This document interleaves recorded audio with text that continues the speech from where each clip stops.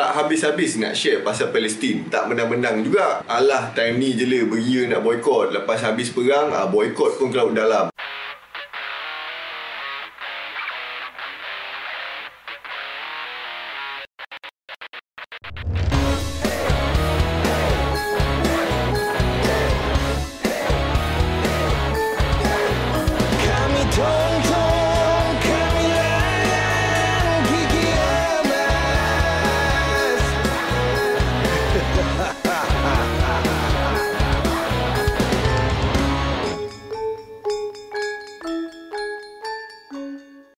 Assalamualaikum dan salam Melaka bersejarah. Alhamdulillah kita dipanjangkan umur untuk berjumpa lagi dalam video ni. Sejak berlakunya peristiwa 7 Oktober, ramai orang Malaysia yang berkongsi pasal Palestin hampir setiap hari. Tapi malangnya, ada juga aku jumpa orang Malaysia yang menyampah dengan isu Palestin ni dan bertindak untuk tak nak masuk campur dengan urusan diorang. Bersifat neutral lah, senang kata kan. Gentle aku cakap, inilah yang Israel nak. Inilah mindset yang diorang nak dari penduduk dunia. Setelah bertahun-tahun diorang tanamkan segala propaganda diorang dalam kepala otak kau tu. Strategi jangka masa panjang ni dinamakan sebagai normalisasi Israel. Apa maksud normalisasi ni dari sudut definisi? Menurut Timbalan Mufti Perak, Datuk Ustaz Haji Zamri Hashim, normalisasi ni adalah proses untuk jadikan sesuatu yang asing dan luar biasa menjadi tak asing sehingga boleh diterima umum. Kalau dalam peribahasa Melayu ni kita sebut alah bisa tegal biasa. Apa maksud dia? Pergilah cari sendiri. Jangan kau bagi maksud macam video sepandai-pandai tupai berlompat tu. Aku starlight dari korang. Jadi, normalisasi ni lebih mudah faham. Kita menormalkan atau ubah benda yang tak normal jadi normal. Kalau dalam konteks ni, benda yang sebelum ni tak diterima oleh semua atau banyak pihak, akhirnya benda tu diterima. Kenapa usaha normalisasi Israel ni dijalankan? Macam aku ada explain dalam video konflik Palestin-Israel hari tu, dulu negara-negara Arab ni menentang keras dengan penubuhan negara Israel ni. Tapi sekarang ada usaha yang tengah dijalankan untuk normalkan hubungan Israel dengan negara-negara Arab yang ada dekat Asia Barat. Gerakan normalisasi Israel ni pula disokong kuat oleh kerajaan United States of America. Diorang ni lah yang paling beria nak pastikan benda ni berjaya. Setelah berpuluh-puluh tahun menjalankan beberapa strategi untuk normalkan benda ni, sekarang dah ada beberapa negara Arab yang buat hubungan diplomatik secara rasmi dengan Israel. Bersyukurlah kita yang kerajaan Malaysia ni tak pernah iktiraf penubuhan negara Israel dan pendirian tu masih kekal sampai ke hari ni. Kenapa pentingnya Israel nak ada hubungan diplomatik dengan negara-negara Arab ni? Kalau kita tengok pada kedudukan geografi, Israel ni terletak dekat Asia Barat, dekat pinggir tenggara laut Mediterranean. Sempadan diorang belah timur dengan barat daya ada Palestin, dekat belah utara ada Lubnan, dekat belah timur juga ada Syria dengan Jordan, dan belah barat daya ada Mesir. Senang kata, keliling Israel ni semua negara-negara Arab. Dia seorang je tiba-tiba terselit negara Yahudi kat situ. Negara yang diorang buat ni pun kecil je, tapi dulu lagi kecil lah. Masa tahun 1948, orang Yahudi Israel ni ada lebih kurang dalam 670,000 orang je. Dalam tempoh tahun 1949 sampai 1997, lebih kurang 2.35 juta pendatang Yahudi yang pindah pergi ke Israel. Ini termasuk dengan 320,000 orang Yahudi daripada Soviet Union yang berhijrah pergi ke Israel dalam tahun 1989 sampai 1991. Dan sekarang ni Israel dah ada 9.55 juta penduduk yang majoritinya orang Yahudi. Dalam 19.3% je orang Islam, 2% orang Kristian dan 4% lagi lain-lain agama. Jadi kalau diorang tak dapatkan pengiktirafan melalui hubungan diplomatik, kalau negara-negara Arab ni tiba-tiba bersatu, mampus dia. Memang jadi padang jarak, padang terkukur oleh diorang. Walaupun belakang diorang ada US. US ni pun satu hal juga. Disebabkan ada backup US ni lah, diorang ni banyak cari hal dengan negara jiran sampai jadi perang. Oleh sebab US yang backup diorang, terpaksa lah jiran-jiran ni mengalah dan bagi kawasan dekat diorang ni. Diorang ni yang aku sebut ni ialah Israel lah. So makin besar lah sepadan Israel ni. Tapi walaupun US dekat belakang diorang, Israel ni masih perlukan pengiktirafan dunia sebagai negara berdaulat. Barulah diorang ni ada hak dalam undang-undang antarabangsa. Jadi negara mana yang dah jalankan hubungan diplomatik dengan Israel ni? Yang pertama sekali ialah kerajaan Mesir. Benda ni adalah kesinambungan daripada perang Yom Kippur yang aku ceritakan hari tu. Perjanjian yang dinamakan Camp David Accords ni ditandatangani pada 26 Mac 1979 di antara Presiden Mesir Anwar Sadat dengan Perdana Menteri Israel Menachem Begin. Negara yang kedua ialah Jordan pada 26 Oktober 1994 dekat selatan sempadan Wadi Araba. Wadi Araba ni kawasan sempadan antara Jordan dengan Israel lah. Israel-Jordan Peace Treaty atau Wadi Araba Treaty ni ditandatangani oleh Yitzhak Rabin, Presiden Israel, dengan King Hussein bin Talal, King of Jordan, dan juga Bill Clinton, Presiden US, sebagai saksi perjanjian tu. Jadi lepas dua negara ni dah buat hubungan diplomatik dengan Israel, dah tak ada lagi dah negara lain yang ikut. Tapi lepas dah 26 tahun, tiba-tiba muncul pula beberapa negara Arab yang nak bekerjasama dengan Israel. Aku nak kongsikan dengan korang beberapa perjanjian damai antara Israel dengan beberapa negara Arab. Perjanjian ni juga selalu dikenali dengan nama Abraham Accords. Pada 15 September 2020, Bahrain dengan UAE sign agreement dengan Israel yang disokong oleh US. Diorang sign agreement ni dekat White House dengan Presiden Donald Trump sebagai saksi perjanjian tu. Yang sign tu ialah Menteri Luar Bahrain Abdul Latif Rashid Al-Zayani dengan Abdullah bin Zaid Al Nahyan, Menteri Luar UAE. Masa dunia dapat tahu pasal perjanjian ni, banyak pihak yang kritik UAE dengan Bahrain ni sebab diorang ni dianggap mengabaikan suara Palestin dan penganiayaan daripada rakan-rakan sekutu Arab. Andai kata negara-negara Asia Barat pun ikut sekali, lagi-lagi Arab Saudi, abang besar diorang ni, benda ni akan datangkan kesan yang besar dekat Iran, Syria dengan Lubnan, di mana negara-negara ni adalah penyokong kuat Palestin. Lepas tu pada bulan Oktober 2020, Presiden Donald Trump umumkan pula yang Sudan dah setuju nak buat hubungan diplomatik dengan Israel. Tapi sebelum Sudan sign pada 10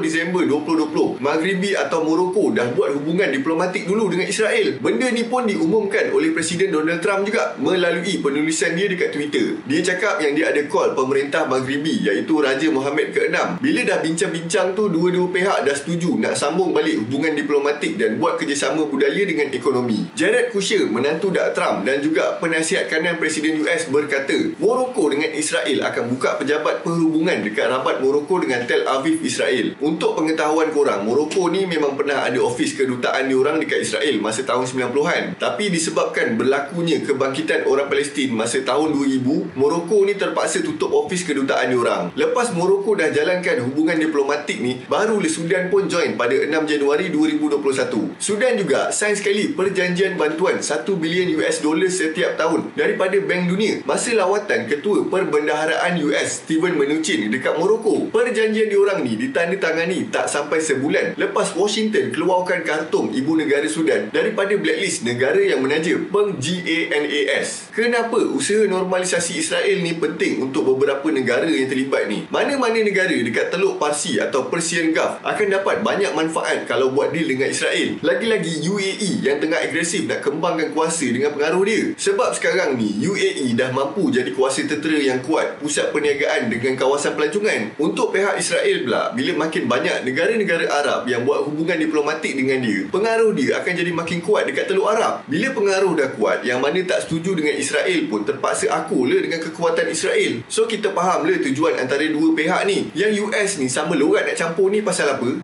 Bila dah ada banyak perjanjian antara Israel dengan negara-negara Arab, benda ni akan jadi bukti yang Donald Trump ni ada banyak pengaruh dalam dunia. Waktu perjanjian-perjanjian yang aku sebutkan tadi tu dibuat, masa tu Donald Trump ni tengah kempen untuk fight nak jadi Presiden US yang kali kedua. Tapi last-last kalah juga dengan Joe Biden. Okay, tu yang dah lepas-lepas lah. Ni untuk tahun ni pula. Bulan September hari tu, abang besar negara Arab Saudi hampir nak jalankan hubungan diplomatik dengan Israel tau. Benda ni pula usaha daripada Joe Biden. Berbulan-bulan dia nak jadi orang tengah untuk satukan dua negara ni. Tapi pada 14 Oktober 2023, Kerajaan Arab Saudi decide nak stop meeting pasal hubungan diplomatik dengan Israel. Bila jadinya peristiwa 7 Oktober tu, Kerajaan Arab Saudi pun bagi tahu benda ni dekat US. Biden pun apa lagi, frust nongging lah. Tapi jangan ingat dia akan putus asa. Dia mesti akan cuba lagi. Okay, tu dari sudut diplomatik. Apa pula kaitan dengan orang Malaysia tak nak share pasal isu Palestin ni? Apa yang aku nak cakap ni adalah sudut pandang aku, bukan fakta atau pendapat profesional. Aku ni pun bukan pakar geopolitik nak predik benda-benda ni. Cuma aku nak kongsikan untuk korang berfikir sejenak tentang normalisasi Israel ni terhadap penduduk dunia. Aku nak korang bayangkan dan fikir kronologi yang aku nak sampaikan ni. Secara logiknya, belakang Israel ni ada US yang teknologi ketenteraan diorang antara yang power lah dekat dunia ni. So boleh je kalau diorang ni nak conquer Palestin sepenuhnya. Tapi kenapa sampai sekarang dia tak buat? Sebab Sebab diorang ni tahu je yang diorang ni datang rampas tanah Palestin tu, yang menyebabkan satu dunia marah. Lagi-lagi negara Arab dekat keliling Palestin tu. Bila dunia marah dengan tindakan diorang, akan ada banyak negara yang takkan iktiraf negara diorang. Jadi macam mana nak dapatkan sebuah negara dalam keadaan diorang ni nampak baik? Pertama sekali, kukuhkan kedudukan diorang dari semua sudut, baik ekonomi, teknologi, politik, ketenteraan dan lain-lain lagi lah. Sebab tu sekarang ni kita kalau nak boykot pun jadi serba salah. Sebab produk diorang je yang paling baik. Social media yang hampir satu dunia guna pun diorang yang kontrol. Bila dia dah pegang dekat atas, yang dekat bawah ni dah tak ada pilihan dah. Terpaksa dia ikut kalau nak bertahan. Yang kedua, diorang akan sentiasa cari point untuk attack Palestin, supaya tindakan diorang tu tak dikira serangan tapi mempertahankan diri. Macam mana nak cari point? Sebarkan propaganda melalui media yang diorang dah cipta dan kontrol. Mula-mula tu memang orang tak percaya. Tapi kalau dah bertahun-tahun disuap dengan benda yang sama, dah bersilih ganti generasi, lama-lama akan timbul pula keraguan. Dah le dulu tak ada social media, harapkan berita dekat TV dengan surat khabar je. Jadi lagilah mudah diorang ni nak sebarkan propaganda. Sebab korang ni disuap dengan berita dari sebelah pihak je. Lagi sebelah pihak tak ada peluang pun nak bercakap untuk pihak dia. Kalau ada pun tak ramai yang tahu. Tambah pula generasi baru ni bukan rajin nak membaca, dan dia dah hidup selesa dengan keamanan yang diorang dapat daripada generasi terdahulu. Jadi generasi baru ni mula mempertikaikan, betul ke macam ni, betul ke macam tu. Itu yang tiba-tiba keluar statement tak sokong Palestin sebab tahu sejarah, sedangkan dia tak sedar yang dia tu dah lemas dalam lautan propaganda. Itu satu hal. Satu hal lagi, bila dah berpuluh tahun ulang benda yang sama, tak ada kesudahan, orang akan start rasa boring. Alah, macam korang tengok Astro le, balik-balik ulang benda sama je, korang boring kan? Sama le macam ni. Jadi kau pun start le kata dah le tu pasal Palestin, baik fokus pasal Malaysia ni. Dah le barang mahal, beras pun susah nak dapat stok. Kalau tanya aku, inilah hasil yang diorang nak. Boring dan timbul keraguan dalam hati korang. Sebab apa? Sebab bila timbul perasaan ni, lama kelamaan generasi yang akan datang mula bertindak untuk tak kisah. Kenapa jadi macam tu? Sebab sekarang ni pun dah ada orang yang support Israel dan tak kisah dengan apa yang jadi. Bila sampai dekat generasi seterusnya, dia akan membentuk satu pemahaman untuk terima je lah apa yang dah jadi. Seterusnya pula, wujud satu pemikiran untuk menerima apa yang dulu tak diterima. Bila dah sampai level ni, maka mudahlah diorang ni nak conquer dan bentuk satu negara rasmi. Sebab dah tak ada orang dah nak menentang diorang. So sekarang ni, korang boleh nampak tak kesinambungan dia? Benda ni takkan berlaku dalam setahun dua, tapi bergenerasi, bertahun-tahun. Macam aku kata tadi, dah lepas 26 tahun, tiba-tiba sekarang ni ada pula negara Arab nak bersekutu dengan diorang. Sebab benda ni dah dirancang daripada dulu lagi, tapi hasilnya sekarang baru boleh tuai. Aku bagi satu lagi contoh atau analogi yang mungkin mudah untuk korang nak faham, sebab benda ni berlaku dekat Malaysia. Aku bagi contoh paling mudah, tudung. Dulu kan, masa zaman aku kecil, orang yang tak pakai tudung atau tudung singkat ni dianggap budak-budak liau. Oleh kerana tanggapan negatif tu, tak ada orang yang nak ikut, sebab takut dia pun kena kutuk dengan benda yang sama. Tapi walaupun golongan yang pakai tudung singkat ni minoriti, diorang kekal je dengan kedegilan diorang. Dan walaupun tak ada orang yang berani ikut, generasi baru dah nampak kaedah pemakaian tu. Bila generasi baru ni makin membesar dengan peredaran zaman dan fashion, diorang pun mula ambil inspirasi daripada tudung singkat tu untuk bentuk fashion pemakaian tudung yang baru. Perempuan lain pun mula rasa terinspirasi dengan fashion tu sebab nampak cantik. Perempuan mana yang tak nak nampak cantik? Diorang pun follow idola hijabista ni punya fashion. Tapi masa ni tak ramai lagi sebab tak ramai yang berani. Tapi walaupun minoriti, nisbah tu dah naik. Dulu nisbah 90-10, sekarang ni nisbah dah jadi 70-30. Lepas tu masa mula-mula fashion ni dibentuk, of course lah idola hijabista ni kena kutuk. Cumanya bila idola fashion diorang kena kutuk, akan ada army secara langsung atau tak langsung yang akan backup dia. Diorang cakap lah, korang mana tahu pasal fashion, korang ni semua toxic je. Bila orang yang tegur tu dah kena serang dengan army, dia pun malas nak bergaduh, diamkan je. Bila dah diamkan, maka idola ni mula buat lagi fashion yang baru yang lagi berani. Sebab kalau sama je, bosan le. Keluar pula fashion pakai tudung tapi nampak leher, nampak cuping telinga. Cycle tu sama je. Orang akan kutuk, tapi disebabkan dia tahu dia ada army yang akan backup dia, dan tahu lama-lama orang akan diam, dia buat keras dia je lah. Jadi bila yang lain-lain ni tengok, dah tak ramai nak kutuk fashion tu sebab malas nak fight dengan army, benda tu dah jadi inspirasi pada diorang untuk ikut. Lagipun diorang mesti nak ikut fashion terkini, malu lah nak pakai tudung macam makcik-makcik kan. Maka ramai lah yang pakai fashion yang sama dan menjadi trend yang akhirnya sampai ke generasi muda. Lama-lama nisbah tu dah jadi 50-50 dah. Sekarang ni keluar pula fashion pakai tudung tapi rambut depan keluar, siap ada warna lagi.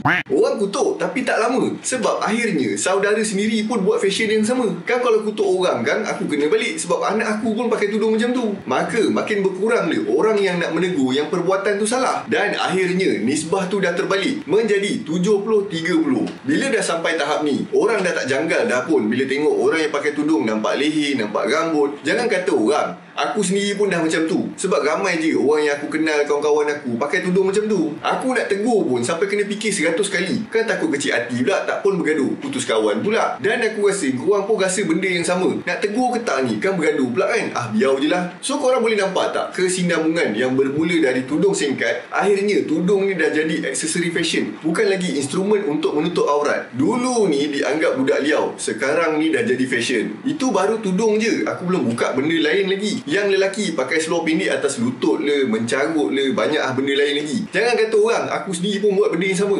Inilah dia kesan daripada normalisasi, menerima apa yang dulu tak diterima. Kita tahu benda tu salah, tapi kita ni dah tak ada lagi kekuatan untuk menentang benda tu. Sama lah juga dengan Israel. Bila dia dah normalisasikan politik dengan negara Arab, dengan pemikiran dekat penduduk dunia, walaupun yang lain-lain ni tak suka dan sedar benda tu jenayah, tapi dah tak ada kekuatan dah untuk menentang. Kan kita bersuara lantang kan, habis ami-ami dia datang serang kita balik. Aku harap korang boleh faham analogi ni, sebab aku dah lama dah perhatikan benda ni dan fikir benda ni, tapi tak pernah nak suara kan. Kebetulan pula hari ni kita cerita pasal normalisasi, jadi aku keluarkan le analogi ni. Aku harap tak ada siapa le yang terasa dengan analogi aku ni. Kan tiba-tiba ami-ami tudung ni datang serang aku pula kan. Oleh itu, nampak tak betapa pentingnya kita share pasal berita pasal konflik Palestin-Israel ni, supaya usaha normalisasi Israel ni gagal. Sementara kekuatan untuk menentang tu masih ada. Usaha le untuk gagalkan normalisasi Israel ni. Tambah pula masa ni le kita nak bagi tahu dekat dunia cerita di sebalik propaganda media yang dikawal oleh diorang. Sebab selama ni tak ada banyak pun media yang popular yang nak sebarkan cerita dari pihak Palestin. Walaupun social media ni diorang yang kontrol, tapi kita pun bukan bodoh nak mampus. Kita gunakan alat yang diorang ni cipta untuk sebarkan propaganda, untuk lawan diorang ni balik dengan kongsikan cerita sebenar yang berlaku dekat Palestin. Bahasa mudahnya, kita jadikan senjata diorang ni makan tuan. Memang dengan perkongsian kita tak mampu untuk memerdekakan Palestin, tapi perkongsian kita ni mampu sedarkan pihak yang ada kuasa untuk menentang. Contohnya kerajaan Bolivia, negara Amerika Latin. Diorang ni dah putuskan hubungan diplomatik dengan Israel pada 31 Oktober 2023 bila Israel lancarkan operasi ketenteraan dekat Gaza. Padahal member ni baru berbaik dengan Israel ni pada tahun 2019, lepas dah 10 tahun terputus hubungan. So nampak tak, tu negara Amerika Latin tu bukan negara Arab pun. Sungguh pun diorang tak menentang sebab Islam, tapi diorang menentang sebab kemanusiaan. Jadi usaha kita ni memang kecil, tapi kalau ramai yang buat, dari api sekecil mancis boleh jadi api yang marak membakar hutan. Oleh itu aku nak ucapkan kepada semua orang, terutama kepada content creator yang famous dan ada banyak pengaruh ni, terima kasih sebab terus berkongsi berkenaan isu Palestin. Bagi tahu dekat satu dunia apa yang sebenarnya jadi dekat sana, apa sejarah yang menyebabkan semua benda ni jadi. Aku rasa dah banyak benda yang aku cakap dalam video ni, so sampai situ je lah penerangan aku pasal normalisasi Israel ni. Aku harap korang boleh faham lah. Macam biasa lah, kalau korang ada pendapat, pandangan, nak tambah atau nak betulkan fakta aku, korang boleh tuliskan dekat ruangan komen di bawah. Dan kalau korang suka video ni, korang nak bagi hadiah dalam bentuk sumbangan, korang boleh tekan button super thanks dekat bawah video ni juga. Dan kalau korang nak tengok video-video baru aku lebih awal daripada orang lain, korang boleh subscribe membership Keluarga Gigi Emas RM10 je sebulan. Aku nak minta maaf ada kata aku ada terkasar bahasa, tersalah fakta ataupun penyampaian aku hari ni tak berapa menarik. Aku nak ucapkan terima kasih juga kepada semua yang sudi luangkan masa untuk menonton video aku hari ni. Aku harap korang semua boleh share video ni untuk sampaikan mesej aku kepada semua orang. Semoga kita dipanjangkan umur untuk berjumpa lagi dalam video yang seterusnya. Assalamualaikum dan salam Melaka bersejarah.